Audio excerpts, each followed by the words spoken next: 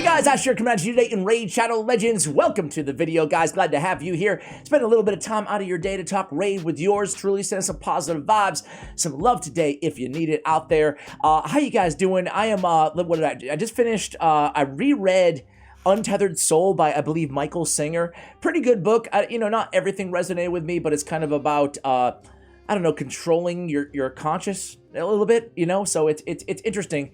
I feel like it's a worthy read. I also loved 4,000 Weeks, by Oliver Burkeman. If you're into kind of I guess it's a light like self-help genre. Also, I just started watching. I watched the first episode. What the heck is it? Kingdom of oh my God, Netflix.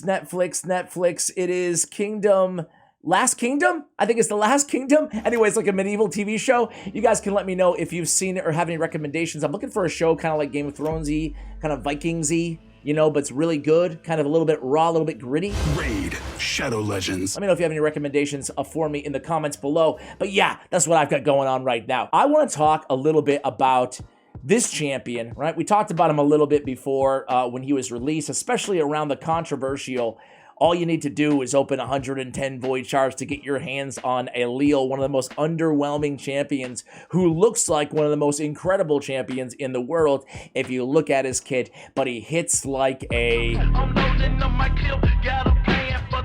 wet noodle, man. He does not hit hard at all, but he's getting a buff. Not many people, at least that I've noticed, have been talking about this or have noticed this. It was in the last Raid Digest. And towards the bottom here, it says Ailil's upcoming fix. Not buff, but fix. And my question is, before we read it, did Plarium get this one right or wrong?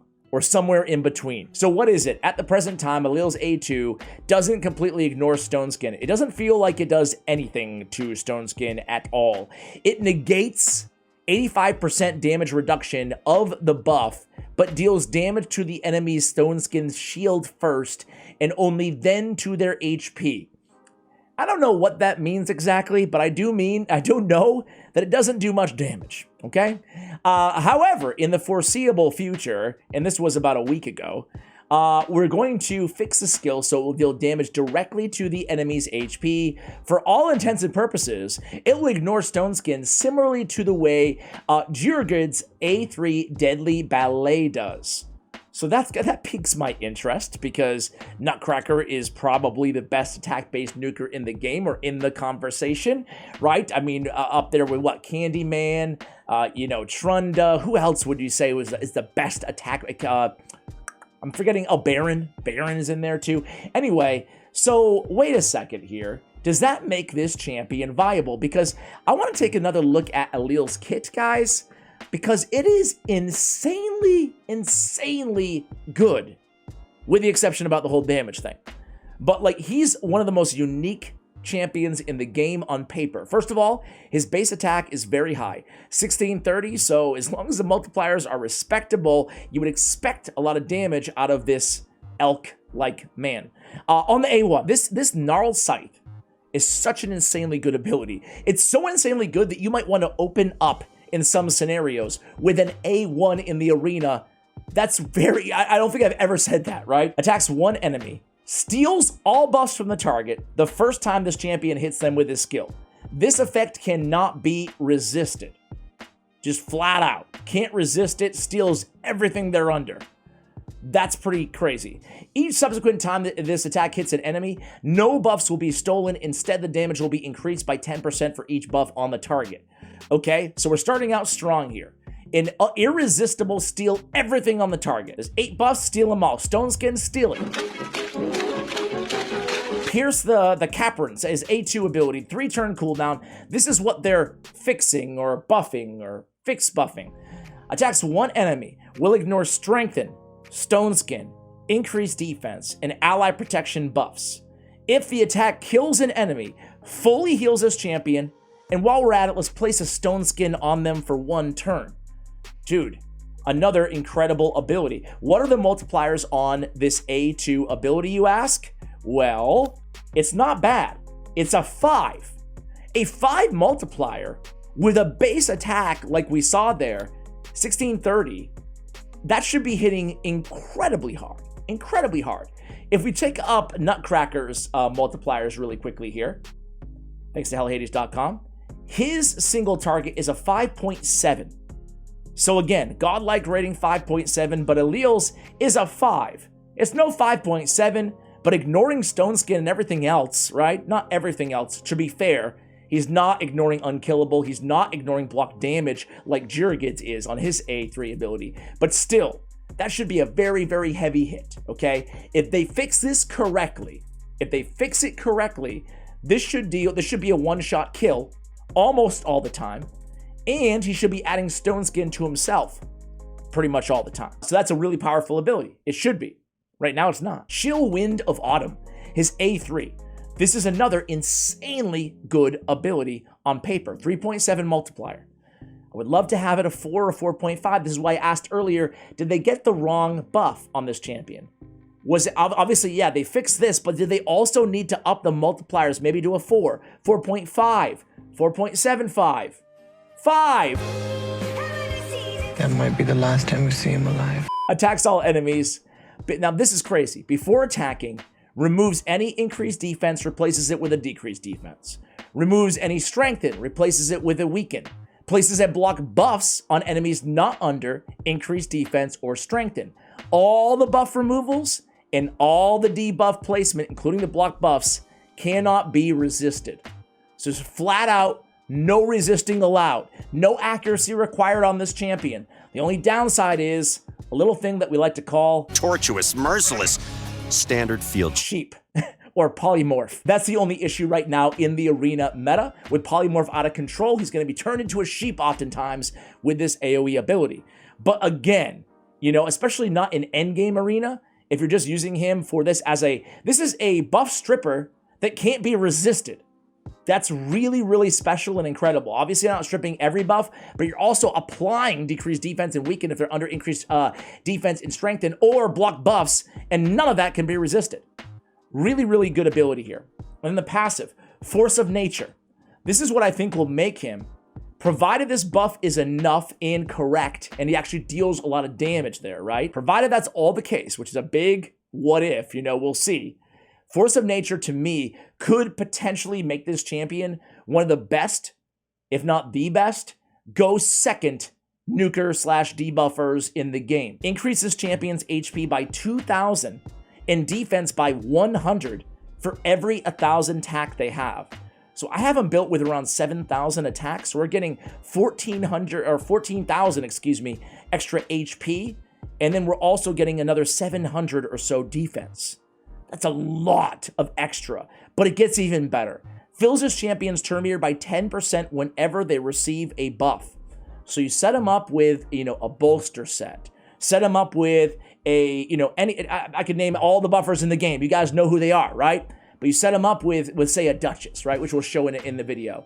We're getting, you know, 3 buffs there, right? You add the shield, the bolster, or whatever, that's another buff. You set him up with a Necret, if you have a Necret, you're basically filling his turn meter, which allows you to build this dude super slow and still actually go pretty soon. So on a go second team, build him with a ton of attack, and he's still gonna get that extra HP and defense to stay alive, and then he's going to be boosting his turn meter really slow anyway, right? So very cool. All the while, he's putting Stone Skin on himself, so you don't want this champion that fast, right? Because you want that Stone Skin to last as long as possible, and then you're stealing all buffs on the A1. So again, on paper, I threw a lot of hate at this champion because it's so disappointing how crappy of a hitter he is. But think about what he could be if they get this right. I'm going to show you right now. This is him before. I have no bolster on this team, no shield set, so that would be the only thing kind of missing here. But I want to show you kind of what he hits like right now and how his A1 and his A3 work. And then I want to kind of throw the question to you guys. Are we looking at a future meta champion right now?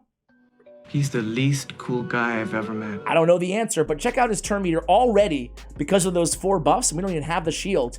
It's already pretty much full. You know, he's gonna go, he might go before Duchess. I hope not, but he might. So we're gonna go in here. He gets another buff. Let's see. Okay, perfect. So Duchess is going next. Gonna put another one on him. And here he goes. So there's nobody under Stone Skin right now on the enemy team. but this is a 5 multiplier, right? He's in Savage, he's got Helm Smasher. If you look at the enemy team, they only have 1 champion. Actually, they have increased defense. So let's go in with the A3 first. I'm going to slow it down so we can take a look here. Not only the damage, but we can watch that increased defense fall down. Decreased defense goes up. And everybody's dead. Granted, it's an easier team. Not trying to sit here and tell you anything else. Okay, now we're going to step things up a little bit, right? We got a Cupidus Venus, we got a Necret, we got an Ultimate Death Knight. We're going to go with the same squad here. Again, I reiterate, really would love a bolster set on this team, and I'm not going to go in double. Okay. So here we got the buffs. They're going to go. We're going to buff up again. Boost that turn meter, fantastic. Let's go ahead and add the in-ear. I'm actually going to add the shield instead because I don't want to attack Cupidus right now. Now, the bummer here in this situation is that I cannot go in with the A1 and steal all those buffs from Cupidus, right? Because it's going to be rerouted to my man UDK. But let's see if I can steal that Stone Skin from Ultimate Death Knight here.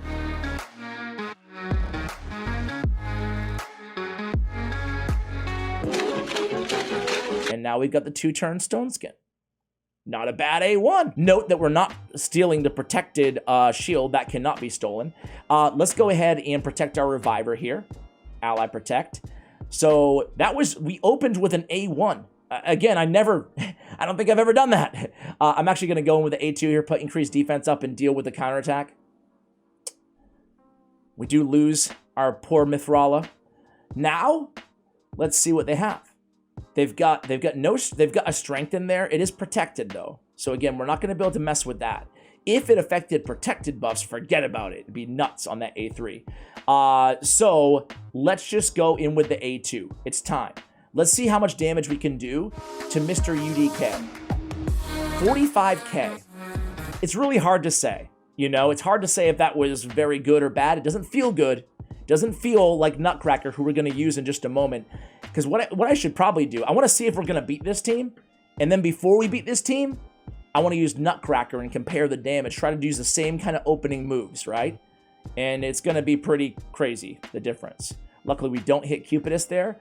Might as well try to steal some stuff here, right? So let's see. Who has the more buffs that I can steal?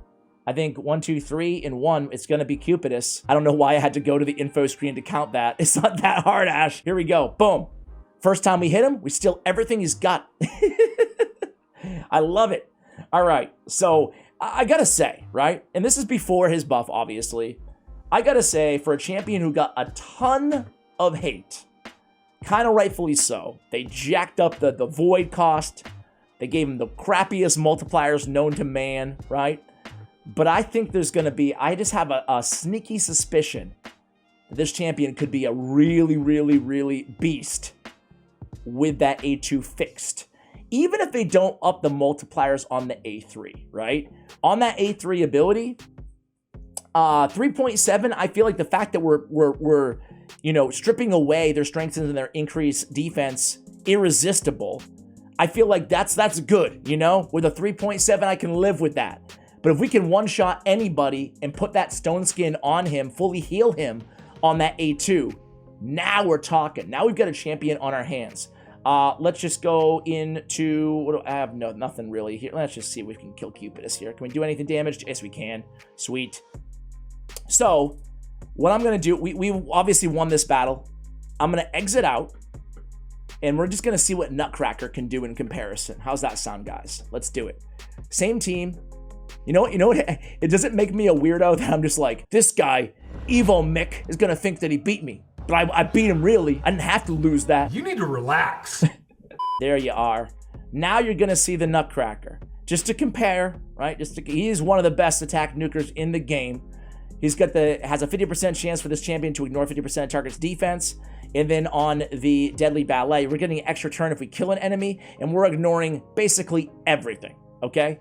It's a 5.8 on that. So we're going to compare the damage, and it's going to be, and granted, we didn't have Stone Skin to contend with it. We're going to go right into Stone Skin. We're going to ignore it anyway, right? So obviously, we still have increased attack. We're still good. I'm going to do basically the same thing that we did last time and just open with a shield here.